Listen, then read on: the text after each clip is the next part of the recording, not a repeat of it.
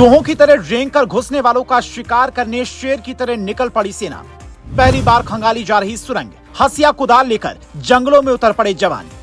जम्मू कश्मीर में शुरू हुआ ऐसा ऑपरेशन जिसे सोचकर सिहर उठेंगे दुश्मन।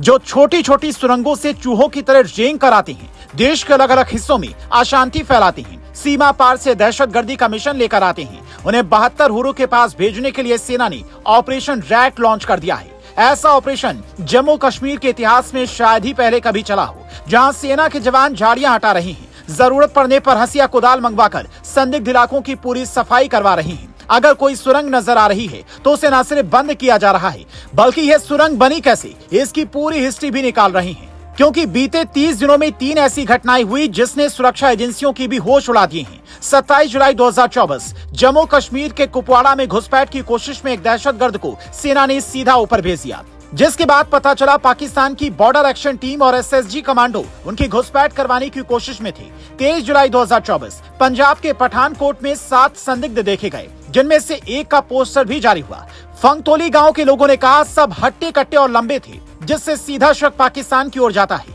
15 जुलाई 2024 जम्मू के टोडा इलाके में दहशतगर्द सेना पर कायराना हमला करते हैं। 3 दुश्मनों का स्केच सेना जारी करती है। इन पर 5 लाख का इनाम रखा गया है। हो सकता है कि ये विदेशी हों। खबर यहाँ तक की है कि पाकिस्तान की खुफिया एजेंसी आईएसआई की मदद से लश्कर और जैश ने अपना 20 साल पुराना नेटवर्क फिर से एक्टिव करना शुरू कर दिया है।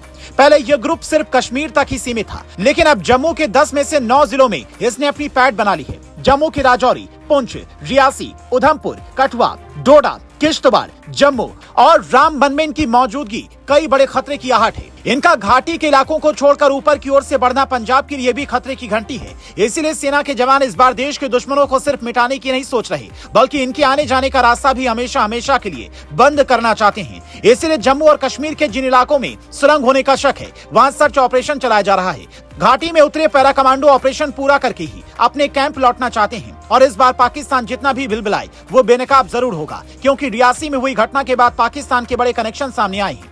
इस बार वो सिर्फ अपने लोगों को भेज नहीं रहा है, बल्कि उसके मौजूदा और रिटायर्ड सैनिक भी पैसे की लालच में हिंदुस्तान का माहौल खराब करने आ रहे हैं। रियासी में जिन दहशतगर्दों को सेना ने ऊपर पहुंचाया, उनके पास से मिले सामान ये साफ इशारा करते हैं कि इनका इस्तेमाल सिर्फ और सिर्फ वहां की सेना करती है। पाकिस्तानी सेना के पैरा ट्रूपर डिवीजन जो तरीका किसी बड़े ऑपरेशन में अपनाती है, वही तरीका इस बार ये दहशतगर्द अपना रहे हैं।